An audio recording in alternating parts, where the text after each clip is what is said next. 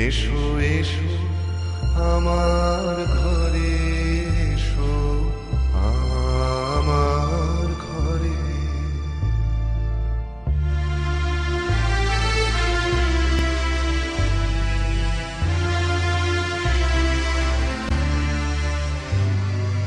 স্বপন দুয়ার খুলে এসো, অরুণ আলোকে এসো, মুগ্ধ এ চোখে। স্বপন দুয়ার খুলে এসো, অরুণ আলোকে এসো, মুগ্ধ এ চোখে। ক্ষণকালে আভাস হতে চিরকালের তরে এসো আমার ঘরে। এসো এসো আমার ঘরে, এসো আমার ঘরে।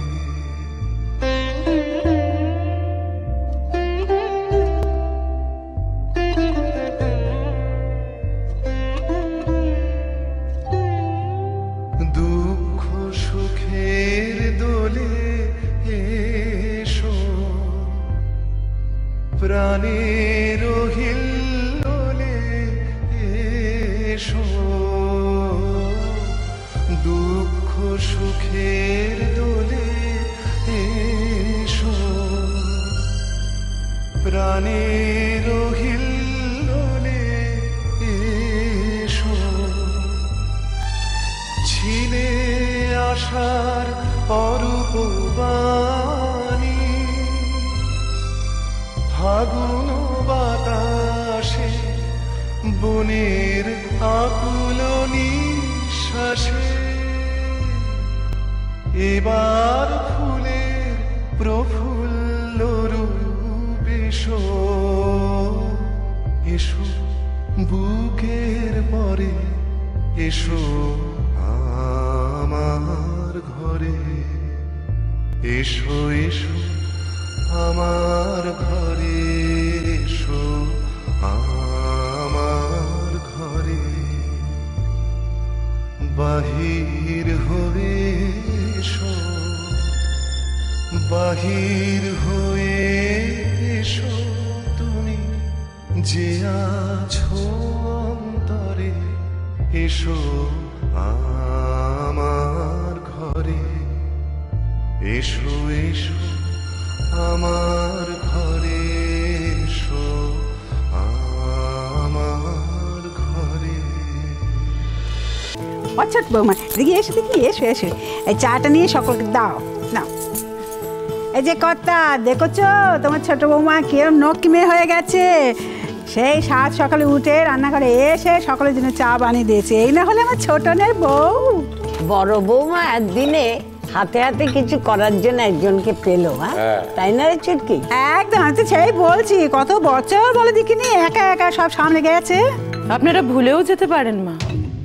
কেন দিদি ভাইয়ের সাথে আমি কি কোনোদিন কিছুই করিনি? অদ্ভুত তো। না করনি, সত্যি কথা বলতে কোনোদিনই কিছু করনি।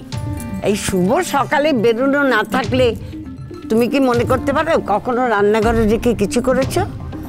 সেই তো বড় বৌমা সকাল 5টায় উঠে রান্নাঘরে সব কিছু সামলেছে।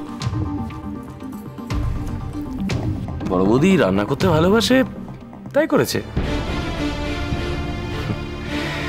বড় বৌদির ওটাই সব থেকে সেফ জায়গা।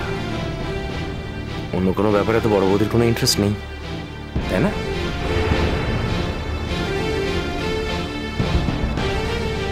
ও তাই? তা অন্যরাও পারে বুঝি? আমি তো শুনেছিলাম যে তোমার স্ত্রী নাকি বিয়ে পাস। তা বাড়িতে এত বইপত্র রয়েছে চারদিকে, কই কোনোদিন তো তাকে কোনো বইয়ের পাতা একবারও তো উল্টে পাল্টে দেখতে দেখিনি।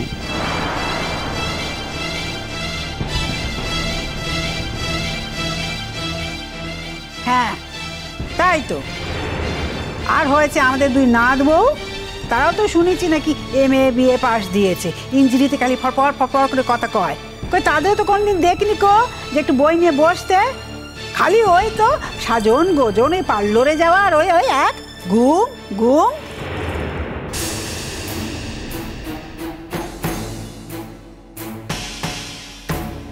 থাক না জেঠিমা, কথায় কথা উঠলো তাই তো বলছি। তা নাহলে আমি এবার তো যেচে পড়ে কথা বলতে যাবো কেন বলে দেখিনি? না না, থাকবে কেন ছোট কাকিমা, কথা যখন হচ্ছে তখন কথা হোক না। মাস্টার তো আর আপনি একা করে আসেননি, মাস্টার আমিও করে এসেছি। কিন্তু তখন শুনেছিলাম এ বাড়িতে নিয়ম হলো এই বাড়ির মেয়েরা নাকি কেউ চাকরি বাকরি কিছু করবে না, তাই আমিও তো কোনো চেষ্টা করতেই পারিনি। নাহলেই তো লাল সামনে আছে, বলুক। বিয়ের আগেও আমাকে প্রথম শর্ত দিয়েছিল যে আমি যেন কোনোদিন চাকরি বাকরির জন্য কোনো চেষ্টা না করি। এ বাড়ির নিয়ম, মেয়েরা কোনো চাকরি বাকরি করবে না।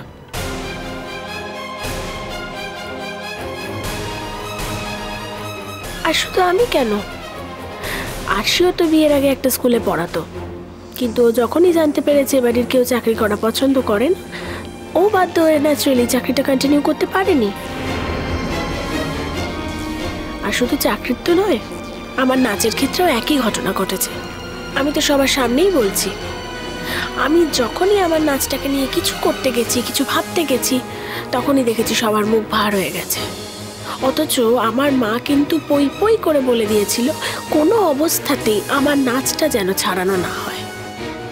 ঠিকই তো।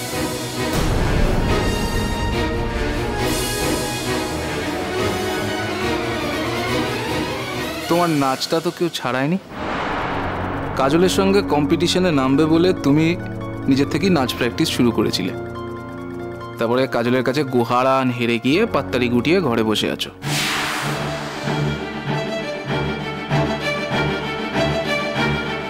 কাজলের সঙ্গে কম্পিটিশন করবে এবং জিতবে, এটাই ছিল তোমার মূল উদ্দেশ্য, আর তো কিছু নয়। দেখো, নাচটাকে তুমি যদি ভালোবাসতে তাহলে নাচটাকে এরকমভাবে ছেড়ে দিতে পারতে না, পারতে কি?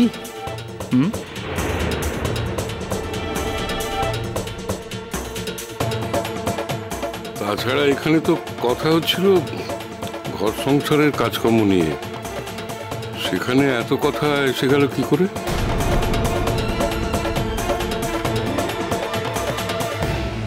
কেন বাবা, আপনিই তো বললেন এই বাড়িতে কেউ নাকি বইটই পড়ে না। আর এই বাড়িতে আসার পর আমি তো ভুলেই গেছিলাম যে আমি কোনোদিন কলেজে পড়াশোনা করেছিলাম। এ বাড়িতে তো সবকিছুটাই বাধা, তাই মেনে নিতে হয়েছে।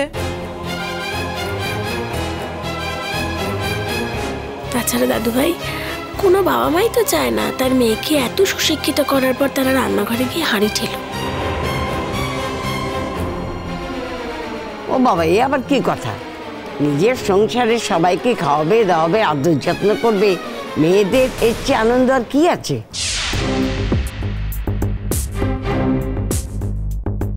হ্যাঁ গো, ঠিক বলেছো তুমি। আর যদি স্বামী পুতুল সংসারের আর 5 জনে যদি যত্নই না করতে পারলাম তো কি করব, তাই না? তাছাড়া এ তো শুনেছি যে রাঁধে সে চুলও বাঁধতে পারে।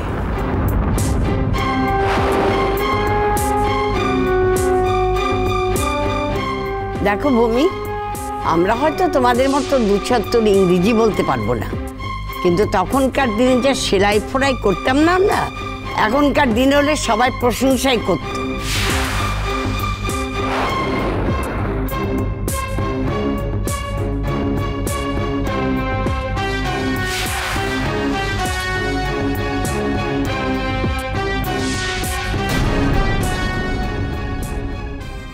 মিনু বোধহয় কাল থেকেই চাকরি করতে বেরোবে, তাই না মিনু?